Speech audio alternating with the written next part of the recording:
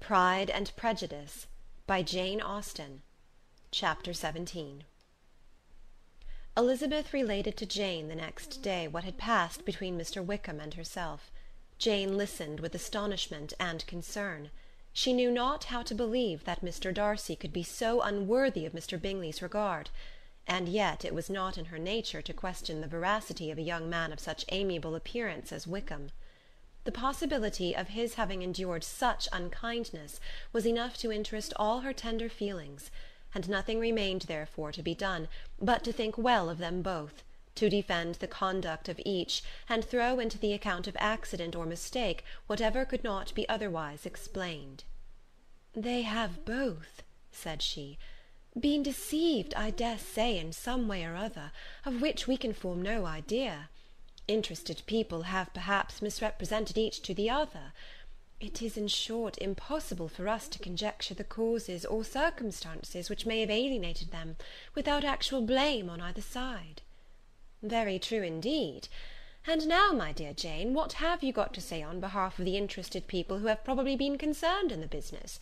Do clear them too, or we shall be obliged to think ill of somebody."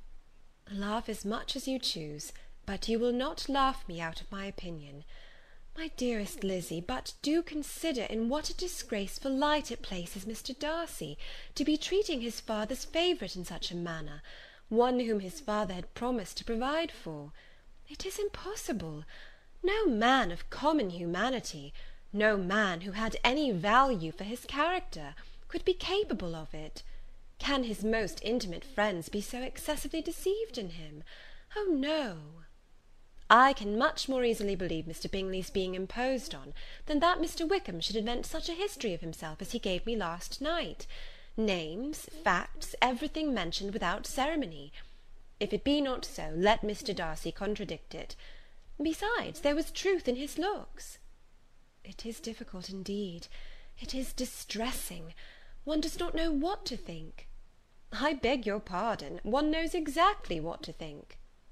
But Jane could think with certainty on only one point, that Mr. Bingley, if he had been imposed on, would have much to suffer when the affair became public. The two young ladies were summoned from the shrubbery where this conversation passed, by the arrival of the very persons of whom they had been speaking. Mr. Bingley and his sisters came to give their personal invitation for the long-expected ball at Netherfield, which was fixed for the following Tuesday. The two ladies were delighted to see their dear friend again, called it an age since they had met, and repeatedly asked what she had been doing with herself since their separation. To the rest of the family they paid little attention, avoiding Mrs. Bennet as much as possible, saying not much to Elizabeth, and nothing at all to the others. They were soon gone again, rising from their seats with an activity which took their brother by surprise, and hurrying off as if eager to escape from Mrs. Bennet's civilities. The prospect of the Netherfield ball was extremely agreeable to every female of the family. Mrs. Bennet chose to consider it as given in compliment to her eldest daughter, and was particularly flattered by receiving the invitation from Mr. Bingley himself, instead of a ceremonious card.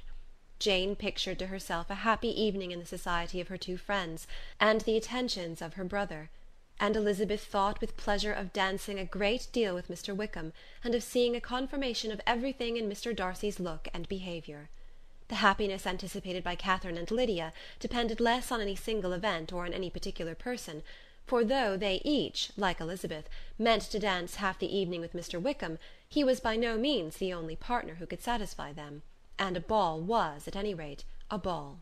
And even Mary could assure her family that she had no disinclination for it. "While I can have my mornings to myself," said she, "it is enough. I think it is no sacrifice to join occasionally in evening engagements.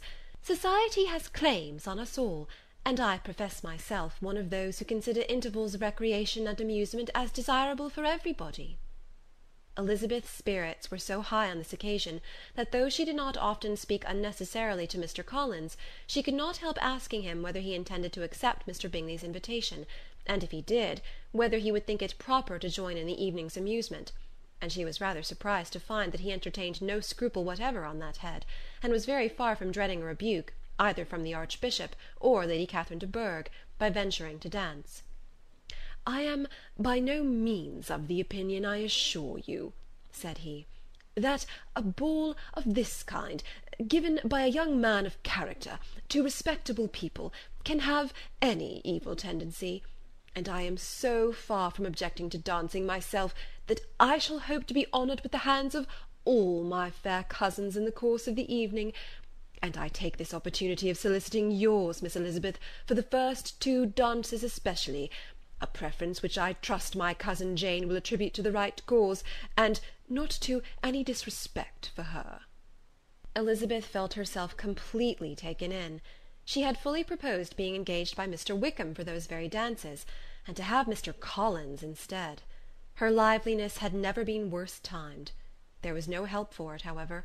Mr. Wickham's happiness and her own were perforce delayed a little longer, and Mr. Collins' proposal accepted with as good a grace as she could. She was not the better pleased with his gallantry from the idea it suggested of something more.